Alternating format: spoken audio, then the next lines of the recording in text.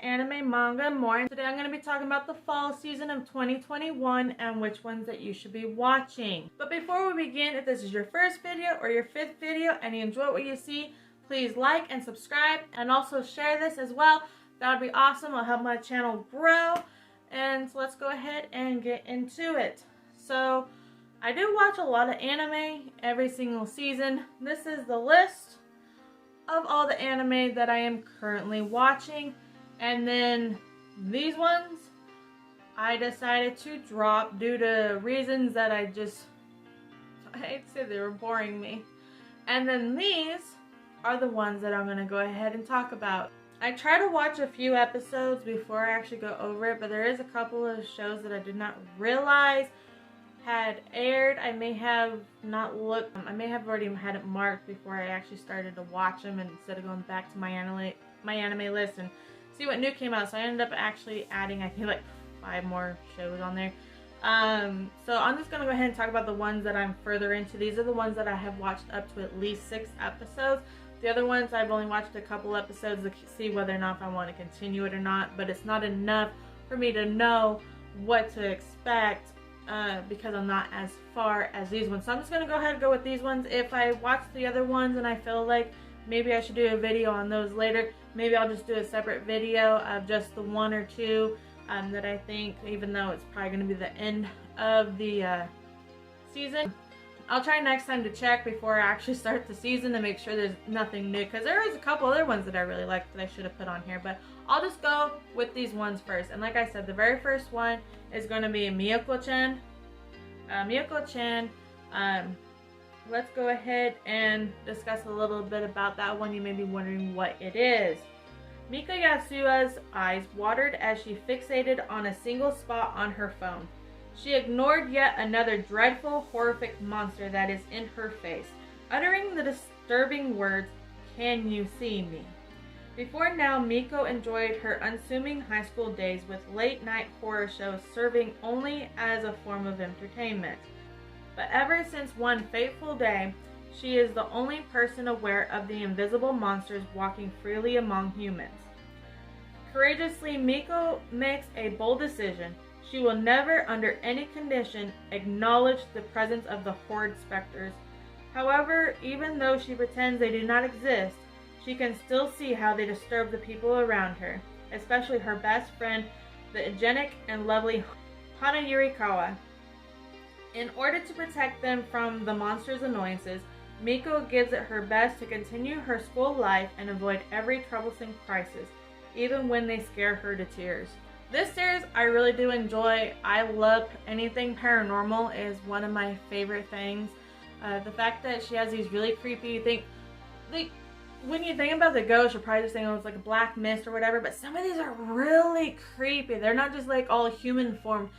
A lot of them are disformed in some way, or they just look like a freaking alien from another planet.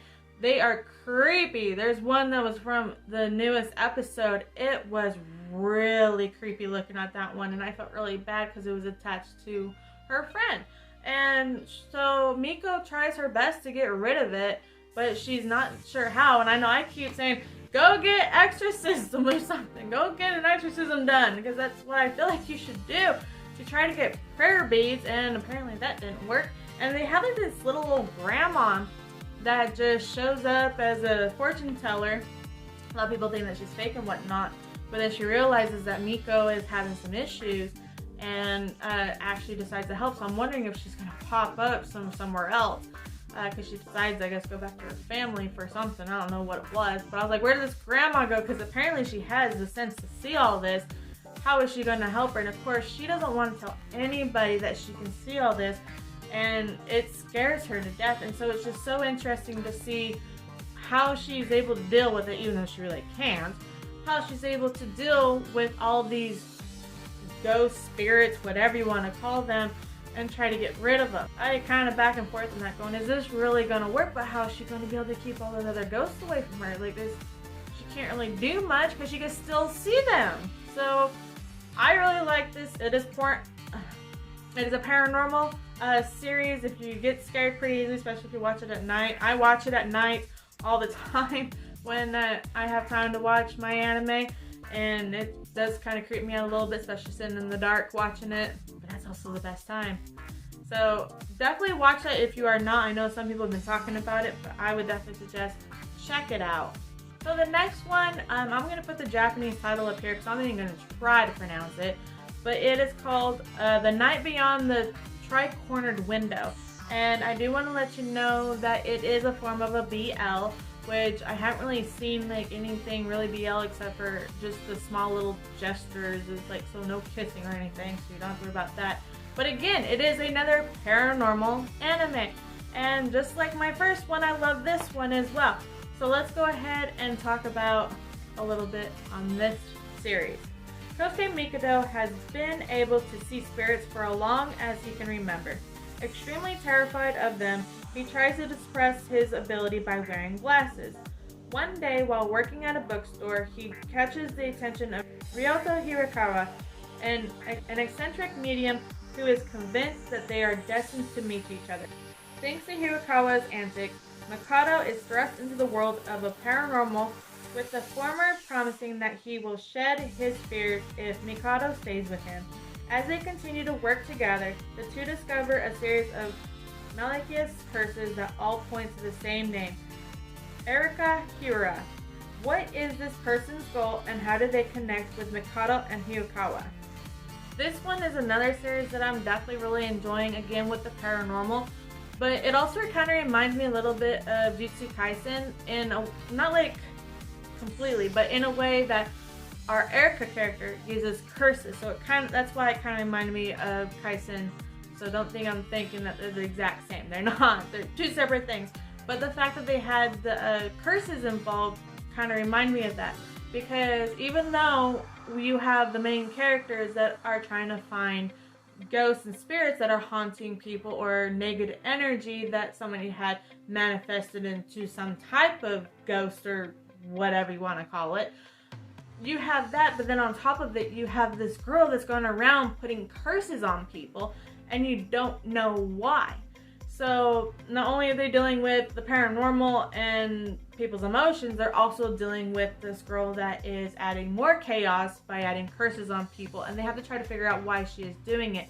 Again, it is only about 5 or 6 episodes in, so there's not too much. I know the newest episode, they had just met Erika face to face, so they know now who she is, but they still don't know why she does what she does, because she always runs off.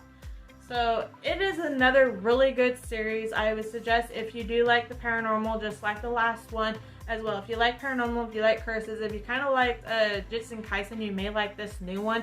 I know it is a little bit horrid in some aspects of the show, especially the first episode when they put some bodies together. Kind of reminds me again of Jujutsu Kaisen in a way. So you do have that horror aspect. So I would definitely suggest, even if though it's a BL, like I said, I haven't seen anything. There's like no kissing, no nothing. I'm waiting for it to show up. I don't know if it is going to show up. Even though it is a BL, they may be focusing more on the paranormal and the horror aspect than it is on the relationship. So don't freak out because it's a BL. Check it out first and see whether or not if you will enjoy it, because to me, I'm a huge BL fan, and watching it, I'm not disappointed because I'm not going, oh, they're not kissing, like I'm not doing any of that. I enjoy it for what it is. So it doesn't always have to be like in your face. That does not bother me. I have other comics and stuff that I could go read if I want that. So watch this, try it out, even though it's a BL, still check it out and see if you'll enjoy it. So the next series that I'm going to go ahead and go over is Komi Can't Communicate. I'm not going to say the Japanese title, I'm going to put it up there because I know I will butcher it. Hitohito Tanodo is an ordinary boy who heads into his first day of high school with a clear plan to avoid trouble and do his best to blend in with others. Unfortunately, he fails right away when he takes the seat beside the school's Madonna, Shoko Komi. His peers now recognize him as someone to eliminate for a chance to sit next to the most beautiful girl in class. Gorgeous and graceful with long dark hair, Komi is universally adored and immeasurably popular despite her mysterious persona. However, Unbeknownst to everyone, she has crippling anxiety and communication disorder, which prevents her from wholeheartedly socializing with her classmates. When left alone in the classroom, a chain of events forces Komi to interact with Todada through writing on the blackboard, as if a one-way conversation. Being the first person to realize she cannot communicate properly, Todano picks up the chalk and begins to write as well. He eventually discovers that Komi's goal is to make 100 friends during her time here in high school. To this end, he decides to lend her a helpful hand, thus also becoming her first ever friend. So this one I've been hearing a lot talked about for, I think it was like a year or so. That everybody said that it was actually really good and they couldn't wait till it got to an anime. And what I understand is I think that it's like a 4-page panel comic. Let me know down in the comments if that is incorrect, because I can't remember if that's what it was or not. Because I have noticed when watching the shows, there are separate like titles in like a 24 episode. So I have a feeling it is that 4-page panel. I went ahead and to check it out to see if it's good, and it is really good. It is very slow paced, to me anyway. Like, I understand that she has the anxiety of not wanting to talk to people, so she writes on chalkboard, she writes on in the phone, and also on paper. It is hilarious when she got a cell phone for the first time. I thought it was pretty funny because she freaks out everybody because she's like glaring at them, but like in her mind she's like, how do I talk to them? So it's interesting because I believe that the main character, not the main, well, Komi's our main character, but I believe that the second main character, which I don't remember what his name is, Tanado, I had to check. So Tanado is the one that kind of helps her, because he finds her as beautiful as well. She is popular among everybody, but because she doesn't talk very much, I guess that skyrockets her popularity because of how she looks. Never really understood how that worked. I was like, okay, because I know if I was quiet, I'd be ignored, but because she's quiet, I guess because she's beautiful, everybody just thinks she's a goddess, even if she doesn't talk. So, Tadano tries to help her out to get her to communicate. She starts actually making some friends, which is kind of nice. But again, it is like very slow, which makes sense. It is a very slow anime because it is going to take a little bit for you to build that courage to be able to start talking to people. I think like the only word she got out was I think that's what it was, and everybody's like, yay, she said a word, even though it really wasn't a word, it was just a vowel.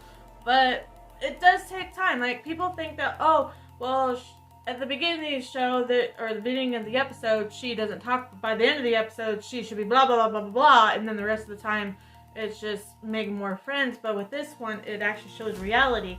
In reality, you don't go from meeting somebody that you can't talk, and they tell you to talk, and then all of a sudden you're talking. Like, that doesn't work in real life. And that's one thing that's nice about this series, is the fact that it does show the struggle of learning how to communicate properly after not communicating for so long because of how insecure that she is. And I know there's another character that's similar to her as well.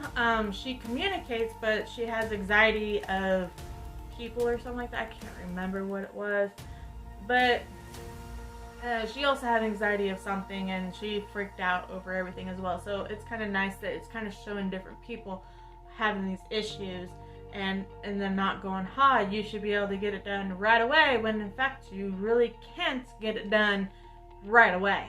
So that's one thing that I do like about it. I'm going to still continue watching it. If you haven't already heard about it, because I'm pretty sure it was like everywhere on the internet, if you haven't heard of it, check it out. It is really good. It is a slice of life. Like I said, it is kind of slow, so don't expect it to be like she went from A to B in one episode. That does not work. So still, check it out. It is really good. It's mostly just a school life, as what I have seen. Just a slice of life, school, that's it. I really don't see any romance, and I don't really see anything else going on just besides that. So it's just a nice sit down and watch. So yeah, just turn off your brain and just kind of watch her as she slowly starts to learn how to put out vowels. That's it. So yeah, that's with Komi Can't Communicate. So the last one I'm going to go ahead and talk about is the Platinum End. The Platinum End is actually very interesting. Let's go ahead and discuss about that one. Ever since he lost his family in an explosion, Mirai Kakahashi has lived a life of pain and despair. Every day he endures abuse at the hands of relatives who took him in. As his anguish steadily chips away at his will to live, he is eventually pushed to the brink. Prepared to throw it all away, he stands on the edge of a precipice and takes the leap. However, instead of falling to his death, he enters a trance where he meets a winged being who claims to be his guardian angel, named Nase. The angel offers him 2 priceless abilities and convinces him to go on living. When Mirai experiences the marvel of his new power firsthand, he gets a taste of the freedom that was locked away from him for so long. Armed with Nase's gift, Mirai is flung into a shadow with 12 other individuals, one of which will be chosen to become the next god. In stark contrast to when he wanted to end his life, Mirai is now prepared to do whatever it takes to protect his bleak chance at happiness, lest it be wrenched from his grasp forever. So Platinum End is actually kind of interesting. It kind of reminds me a little bit of Future Diaries in a way, because it is the angels trying to find somebody to replace God. And it sounded like it wasn't going to be a battle royale, but now it's actually starting to seem like it is going to be a battle royale, because the fact that there are at least one angel that's going around killing, well, not the angel. There is one person that has the angel powers that is going around killing other candidates to become God with his angel powers. So you do have that person that's like, I'm going to become God and I'm going to eliminate a whole bunch of people that are trying to become God themselves. Some of them don't even want to become God. They just want to be able to live, because one of them had been bullied. One of them, like our main character, he was getting tired of his life and he wanted to jump. And with the wings and either a red or a white arrow, with that power, you're able to turn your life around. And that's what some of the people were doing. They didn't care to become a god. They just wanted to have a better life. But there's just this one person, I think it's like more of a one-sided thing. He wants to become God, so he's like, I need to destroy all these people. But yet, the angels were never told that the candidates had to fight against each other. It was just, they needed to figure out who would be the best to replace the god right now.